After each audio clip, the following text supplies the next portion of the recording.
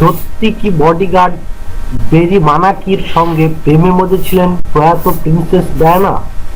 গোপনে গোপনে প্রেম করেছেন তারা দুজনে।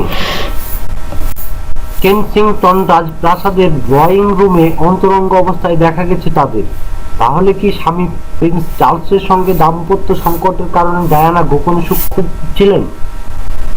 মিডিয়ার খবরে এসেছে প্রায় 7 বছর প্রিন্স চার্লসের সঙ্গে শারীরিক সম্পর্ক ছিল না ডায়ানার। এই জন্যই কি ডায়ানা কখনো বেরি মানাকি, কখনো হার্ট সার্জন আসনাদ খানের কাছে সুখ খুঁজেছেন? যদি তাই না হয়, তাহলে সড়ক দুর্ঘটনায় মানাকি মারা যাওয়ার খবরে কেন তিনি অঝরে কেঁদেছিলেন? নিজের গায়ের পোশাক টেনেই বা ছিঁড়েছিলেন কেন? তার বাহুতে পায়ে আঁচড়ের দাগ এসেছিল কোথা থেকে? কেন মানাকি সড়ক দুর্ঘটনায় মারা যাওয়ার পর ডায়ানা বলেছিলেন তাকে হত্যা করা হয়েছে? কেন তিনি কান এ চলচ্চিত্র উৎসবে যোগ দিতে যাওয়ার পথে বিমানে বসে অঝরে কেঁদেছিলেন?